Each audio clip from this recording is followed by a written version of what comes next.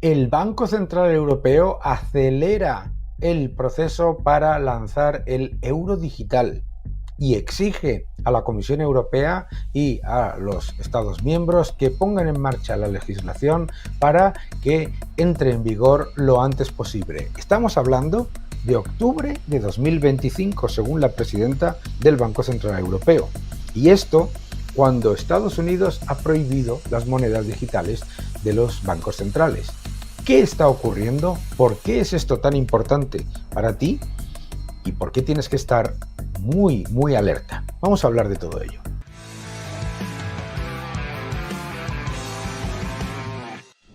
Hola a todos y bienvenidos a mi canal. Muchísimas gracias por suscribiros, gracias por dejar vuestros comentarios y gracias por darle un me gusta a este vídeo. El Banco Central Europeo acelera y además a una velocidad que no se esperaba la implementación del euro digital.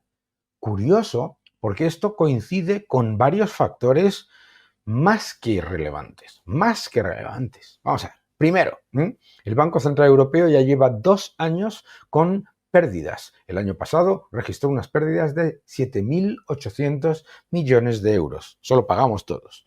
Número 2. Los Estados miembros de la Unión Europea se han lanzado a anunciar planes de gasto y de inversión en defensa que se van a pagar con deuda y eso obviamente pone en tensión muy significativa la situación del euro y la situación del Banco Central Europeo. Número 3, y de la que menos te han hablado.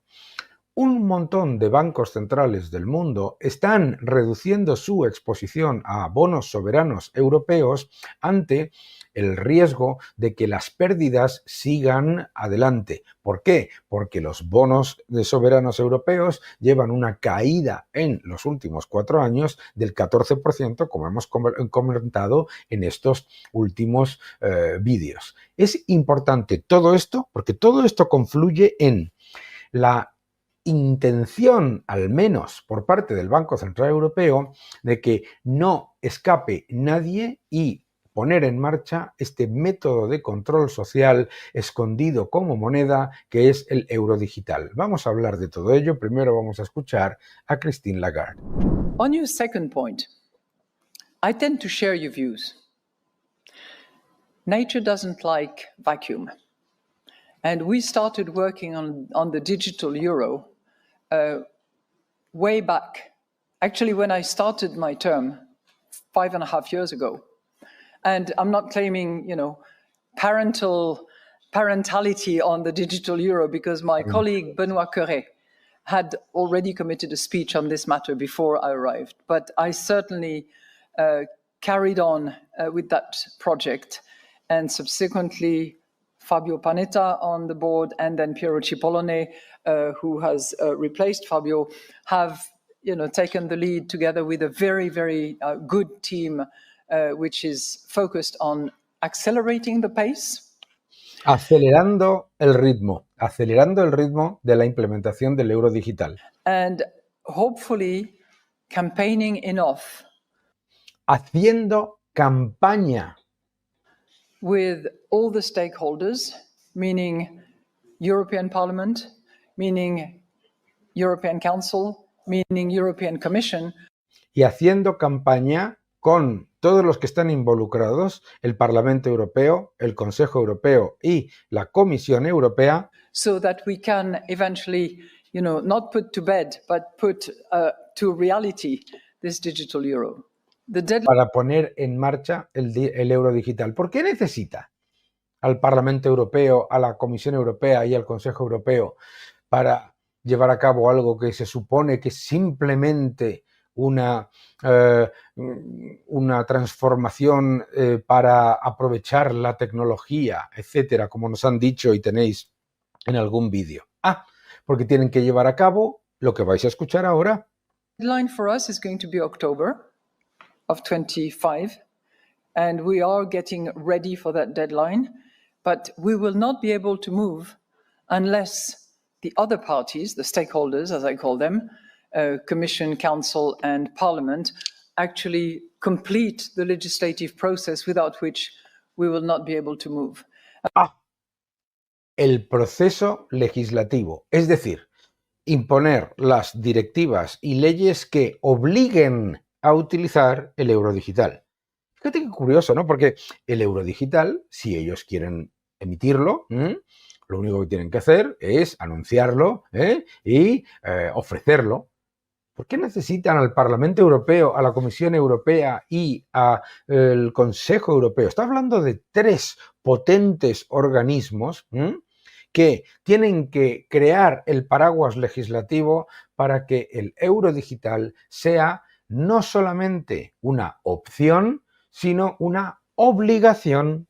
And I think it is critically important, and it seems to the agnostic or the skeptics, it seems to be more relevant and more of an imperative now than ever before.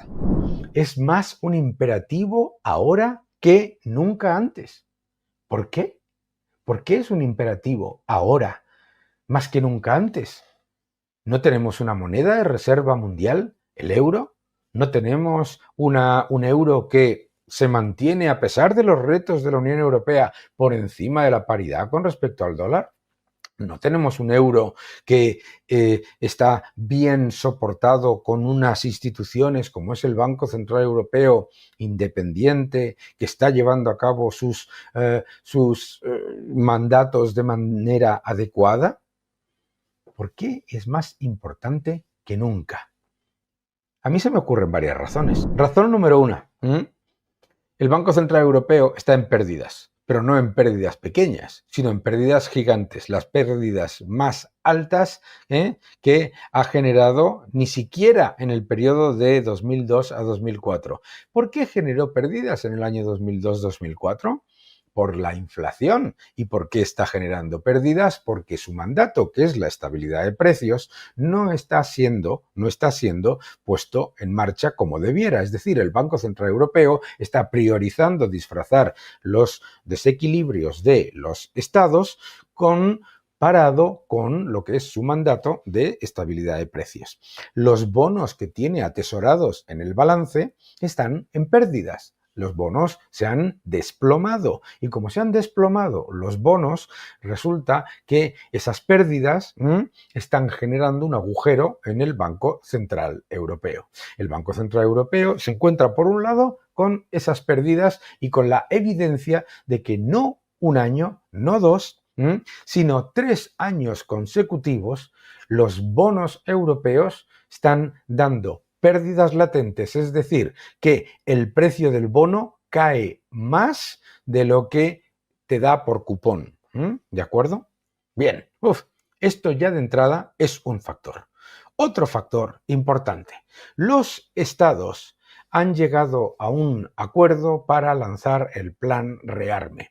El plan REARME supone que aumenten el gasto en 800.000 millones, pero por supuesto, como habréis escuchado todos, a ninguno de los Estados miembros se le ha ocurrido la brillante idea de priorizar gasto. Vamos a reducir gasto innecesario, vamos a reducir gasto político y gasto ineficiente. No. Vamos a endeudarnos mucho más. Endeudarnos mucho más significa imprimir mucho más dinero. Imprimir mucho más dinero significa que el Banco Central Europeo va a estar mucho más tensionado y va a tener que continuar comprando bonos de los estados cuando son muy caros. Por eso están perdiendo dinero. No es lo mismo que el Banco Central compre bonos cuando hay una tensión en el mercado y esos bonos están infravalorados, a que los compre para disfrazar los desequilibrios fiscales de los Estados miembros. Hablábamos de las pérdidas. Este es el desempeño del índice de bonos soberanos de la Unión Europea. ¿Qué es lo que nos muestra? La llegada del inflacionismo, de la decisión por parte de los gobiernos y del Banco Central Europeo de ponerse a gastar y a imprimir dinero y después continuar gastando como si no hubiera mañana. La inmensa mayoría de los estados siguen con gasto público superior al que tenían en el año 2019, cuando nos dijeron que la subida de gasto de 2020 era extraordinaria, y además siguen endeudándose con un euro que está perdiendo fortaleza a nivel global, porque hay otro factor. Hay otro factor del que no nos están hablando que genera nerviosismo y tensión en el Banco Central Europeo. Hay un montón de bancos centrales que ya no consideran la deuda soberana europea como un activo de reserva. Número 1, has tenido pérdidas durante varios años. Número 2, los estados, Francia, etcétera, no solamente no reducen sus problemas fiscales, sino que los perpetúan. Pretender y extender. Número 3, el Banco Central Europeo no está siguiendo su mandato de mantener la estabilidad de precios y continúa priorizando disfrazar los desequilibrios fiscales, bajando tipos y manteniendo las recompras en el sistema que se llama de antifragmentación, etcétera. ¿Y qué es lo que ocurre? Lo que percibe el mundo es estos bonos en el activo del Banco Central de un país emergente no son una buena inversión. Segundo elemento que estos bancos centrales también tienen pululando en su cabeza, seguro. Ojo, que la Unión Europea y Reino Unido están considerando confiscar los activos que habían congelado del Banco Central de Rusia para pagar parte de su gasto. Amigo, no es lo mismo congelar los activos en una guerra a decir que los vas a confiscar y que los vas a usar, sobre todo porque la mayoría de los activos que también se han confiscado no solamente son los del Banco Central, sino de personas, de individuos, ¿ok? ¿Y qué es lo que hay muchos fondos de pensiones, inversores y bancos centrales del mundo que perciben ante ese riesgo?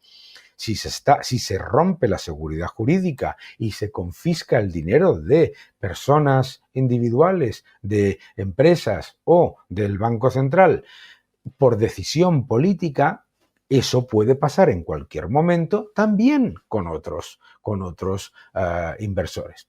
Ante esa situación, algunas potenciales, como la última que he comentado, y otras evidencias, como las dos primeras que he comentado, las pérdidas del Banco Central y las pérdidas de los bonos europeos, ante esa evidencia, el Banco Central Europeo tiene dos opciones. Como moneda de reserva del mundo, es una de las monedas de reserva, la moneda de reserva del mundo es el dólar, pero el euro es la segunda, liderar por el ejemplo. Un líder no necesita tener que imponer la utilización de la moneda.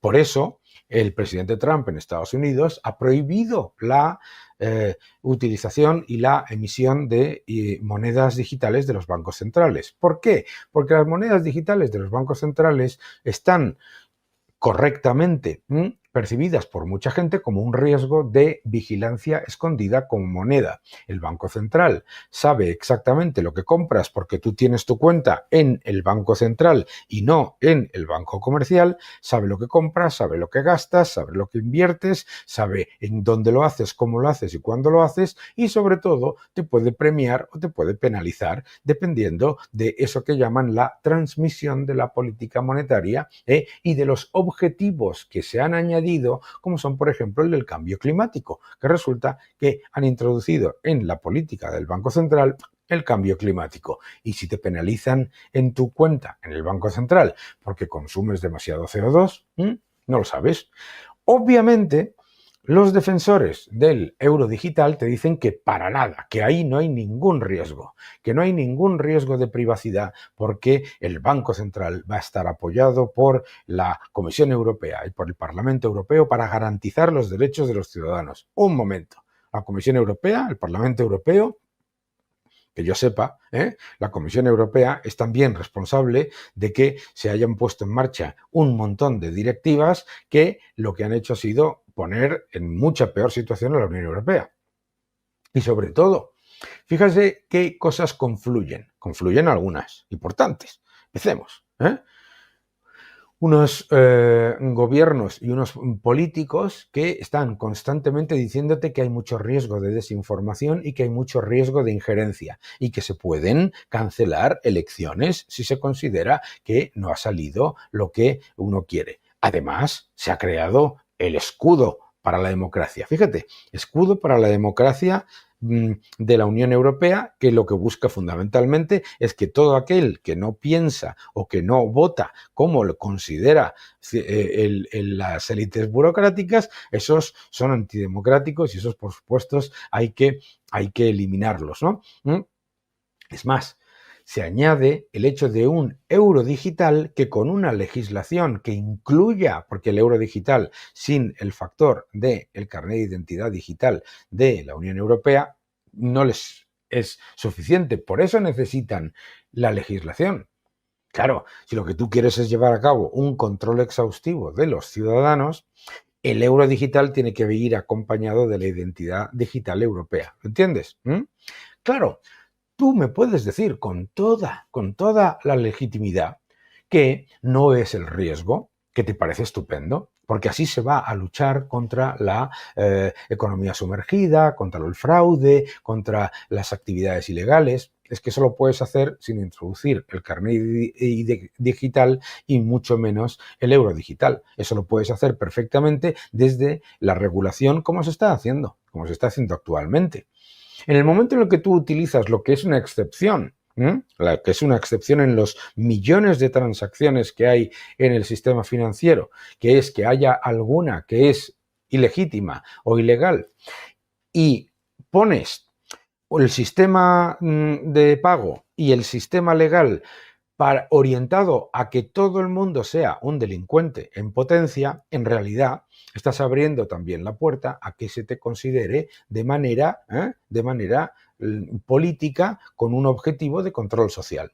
Por supuesto, tú dirás, no lo van a permitir así, tampoco iban a permitir la inflación. Míralo. Y la inflación es un efecto monetario, la inflación es puro efecto monetario de haberse dedicado a gastar sin control en el año 2020 y aumentar la masa monetaria y después, una vez abierta la economía, continuar con ese empuje brutal monetario y fiscal y decir que es que la inflación es por culpa de la guerra. Pues no es por culpa de la guerra, entre otras cosas, porque si fuese por culpa de la guerra hoy no tendríamos inflación, tendríamos deflación. Porque, claro, los productos petrolíferos y todos cayeron inmediatamente a partir de que empezaron a subirse los tipos. Pero lo importante, en cualquier caso, es el riesgo. El riesgo. Porque cuando tú no tienes la confianza en un banco central que ha sido incapaz de cumplir su mandato, el de la estabilidad de precios, que además baja los tipos para disfrazar los problemas fiscales de los estados en vez de estar pensando en la situación que se necesita para controlar de verdad la inflación, no para reducir el ritmo de subida de la inflación interanual poco a poco. Claro, la inflación no es una casualidad, no es una fatalidad. La inflación es una política. Es la manera en la que los estados están diluyendo el poder adquisitivo de la moneda para pagar sus compromisos financieros en una moneda que cada vez vale menos y con ello conviertes a los asalariados y a los depositantes en clientes rehenes con un euro digital todavía más. Todavía más, porque no es lo mismo un euro digital, el del Banco Central, que el dinero electrónico. Lo he explicado muchas veces, pero te lo explicaré de nuevo. El euro digital es tener tu cuenta en el Banco Central. Y el Banco Central controla no solamente lo que haces en tu cuenta, sino que puede hacer que ese dinero sea programable y fungible, que significa que puede quitarte tu dinero de la cuenta si considera que ahorras demasiado, y eso es una idiotez que repiten con cierta regularidad los bancos centrales, lo del exceso de ahorro, que es una tontería, todo ahorro está invertido, o si considera que consumes mal, si los gobiernos consideran que consumes mal, o si uniendo toda tu información digital más toda tu información financiera, consideran que no eres un buen ciudadano. A ver si va a resultar que todo eso es un riesgo mucho mayor de lo que nos están intentando decir, que es simplemente por facilitar las transacciones, porque es que no facilita las transacciones. ¿Qué problema tienes tú con las transacciones financieras? Ninguno. ¿En tu banco? Ninguno.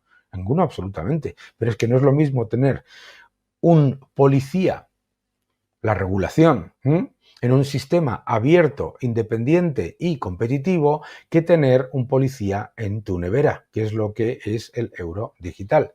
¿Y por qué es peligroso? Porque si el Banco Central Europeo estuviese interesado por la facilidad de las transacciones, por hacer más sencillo y más cómodo el proceso de llevar a cabo transacciones financieras y acciones financieras, préstamos, inversiones, etcétera, si estuviese interesado en eso, lo que estaría es defendiendo mayor competencia, mayor apertura y mayor independencia en el sistema financiero. Sin embargo, si lo que quiere es que haya una moneda en el banco, que la moneda esté en el Banco Central y que tu cuenta esté en el Banco Central, en realidad es como una empresa que produce un bien que teme que vaya a bajar la demanda por todo lo que os he dicho después y lo que quiere es imponer la demanda y además controlar a los ciudadanos rehenes que reciben